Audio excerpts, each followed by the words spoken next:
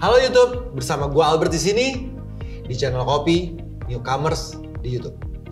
Hari ini gue bersama teman gue. Halo Bobet. Halo bro. Apa kabar? Baik. Tetap semangat dong kan? Semangat. Oke. Bobet, ini ada channel baru di YouTube. Iya. Ya, Kopi. Ya. Gue pengen tahu dong, Kopi itu sendiri apa sih, kepanjangan atau singkatan dari apa itu Kopi itu? Ya, Kopi itu singkatan dari Kongko Property. Okay. Lucu sih sebenarnya background kita, kenapa kita mau buat ini, kenapa terbentuknya, sejarahnya gimana. Oke. Gimana latar belakangnya atau backgroundnya kayak gimana sih? Iya, kita kan waktu itu kan udah lama nggak ketemu sama teman-teman properti, terus kopi bareng, terus ngebahas soal tentang ide ini. Spontanitas aja sih sebenarnya ide ini. Terbentuknya pada saat kita ngobrol, udah nggak ketemu, terus di warung kopi, dan tercetus ide ini kita jalanin. Nah, itu kan latar belakangnya terbentuknya nih. Yap. Ya, gue pengen tahu dong, yang melatar belakang ini orang-orangnya siapa aja sih, kalau gue boleh tahu? Orang-orang di kopi itu ada 3 sebenarnya. Jadi ada gua, Albert, sama Steven Mossad dan timnya dan krunya yang membantu kita secara teknis gitu ya. Kita dibuat inilah ya, buat sampai channel ini terrilis lah ya nantinya ya. Betul. Oke. Nah, kalau gue pengen tahu sedikit, boleh tahu sedikit tentang kopi ini. Kopi, visi dan misinya kopi ini. Kenapa lu mesti bentuk kopi sih? Gitu. Iya, visinya sendiri dari kopi adalah untuk mengakomodir beberapa kebutuhan dari teman-teman di properti dan customer ya. Customer dan juga ada beberapa developer gitu ya. Dan kita pengen itu menuangkan itu dalam satu media lah. Konten YouTube gitu. Jadi kan misinya juga untuk juga mengedukasi beberapa komponen dari bisnis properti juga gitu loh. Nge-share lah, lebih softnya lah, bahasa halusnya gitu. Bahasa halusnya nge-share lah ya. Nge-share sesuatu yang lebih yang penting dalam artian konteks properti gitu loh.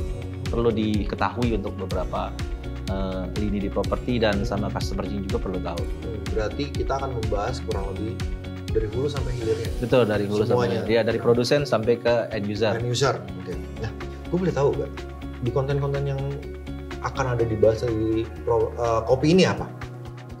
Oke, yang mau dibahas yang ini fokus kita ya. Fokus kita ke depannya adalah ada 3 konten yang bakalan kita bedah habis. Pertama adalah profiling. Profiling itu kita membahas satu profil profesional, entah itu dalam artiannya gini, dalam artian itu terkait dalam bisnis properti, profesional dari bidang dari developer, profesional dalam interior misalnya, profesional dalam penjualan dari principal agent atau sales yang top sales gitu loh, marketing, GM marketing atau masuk orang markom juga gitu. Oke. Itu dari profiling. Profiling. Nah, tadi lu bilang 3 ya. Boleh sebutin apa lagi selain? Yang kedua itu kita mereview. Review itu review project. Oh. Jadi kita review project, salah satu project nanti kita akan angkat dan kita review melalui perspektif dari developer sendiri, dari profesional dan end user. Nanti kita akan ambil di tengah-tengahnya. Oke, berarti kita bersifatnya netral nih. Betul. Kita hanya mengangkat reviewan itu bagai-bagai selanjutnya biar penonton kita lah. Ya, viewersnya, copiersnya yang akan lihat gitu. Oh, tunggu. Apa tadi bilang? Copiers? Iya. Wah, berarti itu mau disebut di sini nih. Ya, jadi biar penonton kita ada sebutan. Betul. Berarti kita akan menyebut penonton kita copiers. Oke? Setuju ya? Betul. Oke. Good. Oke. Nah, tadi balik lagi ke tadi nih. Nah, tadi lu bilang tadi ada 3. Satu lagi apa ya? Tadi kan pertama profiling, kedua review. Iya. Nah, ketiga apa tadi? Edukasi. Jadi bahasa edukasi itu sebenarnya ya bahasa lebih teknis formal lah. Tapi sebenarnya kita mau men-share segala sesuatu yang berkaitan dengan properti. Gitu loh, dari perspektif manapun. Jadi nanti kita akan bahas dari perspektif investasi, end user, tempat tinggal, sampai ke produsennya, cara mereka membuat satu project properti seperti apa, interior design, sampai ke bahas tentang funding gitu, finansial gitu. Finansialnya juga. Sampai ke sana. Pendanaan. Oke.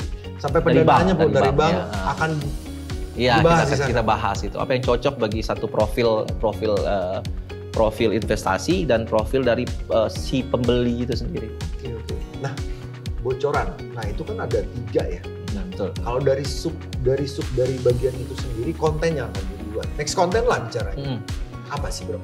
Yang kita mau buat next konten itu adalah tentang sales dan marketing. Ini khusus kita buat untuk para copyers, copy viewers yang ingin belajar tentang sales dan marketing, khususnya di bidang properti. Target kita adalah mereka yang mau belajar dan sudah masuk tapi masih butuh mengembangkan dirinya dari sisi skill dan teknik. Tunggu. Lu bilang tadi sales dan marketing. Sales dan marketing itu beda ya sebenarnya? Beda, Bro. Oh, ada perbedaan. Iya. Oke. Bro kurang nggak tahu. Tapi jangan bahas di sini lah ya. Nanti di konten berikutnya biar copyer semua ngerti dan tahu apa sales dan marketing. Betul. Ya, betul? Siap, betul. Oke, sip, betul. Nah, kalau kayak gitu, sekarang gue pengen ngomong lah ya. Kita pengen bahas sedikit ya sekarang ini. Betul. Perkembangan properti saat ini deh. Bicara nih, kan karena ada dampak ini, semua lini berimbas semua. Betul sekali. Yang kejadian sekarang ini, corona nih. Ya. Gue mau angkat sedikit topik lah ya, biar kita ngobrol lebih enak nih, panjang betul. Tapi sebelum itu kayak kita ngopi dulu enak. Ya, Bro. Tes dulu lah. Yes. Oke.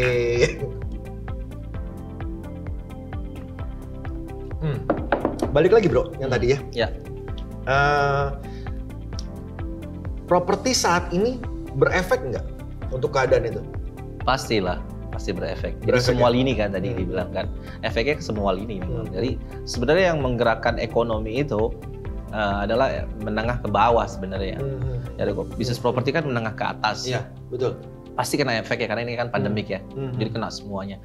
Yang berpengaruh justru sekarang adalah kalau menurut gua ya, timing untuk kalau gua sendiri sebagai ngelihat properti seperti apa, timingnya tuh buy, positioningnya untuk buy. Posisi buy dalam keadaan gini lu mau posisi buy? Iya. Nggak salah lu? Nggak salah, justru. Kenapa benar. tuh? Karena developer sekarang kesusahan untuk menjual. Oke. Pastinya cara ngejualnya. Udah cukup. Itu nanti bakal konten-konten berikutnya. Tapi gue cuma pengen tahu bahwa di sini semua ini berpengaruh, tapi posisinya harus buy. Betul. Ya, ini menarik sih. Nanti kita bahas ya, copyers. Nanti kita bahas. Nanti konten berikutnya kita bahas. Tapi oke lah. Berarti semua ini berpengaruh, tapi di sisi properti ini cukup bagus ya. Betul. Peluangnya cukup bagus untuk para investor. Karena gini, gue mau jelasin sedikit nih ya, nanti akan gue jelasin. Bocoran lagi nih gue. Properti itu punya efek yang multiplier, tau nggak? Berlapis. Jadi dalam bisnis properti itu ada banyak sekali yang dibutuhkan. Dia butuh kuli, tenaga kerja. Butuh marble. Butuh dinding. Butuh atap, kayu dan sebagainya. Lihat ada berapa bisnis di situ.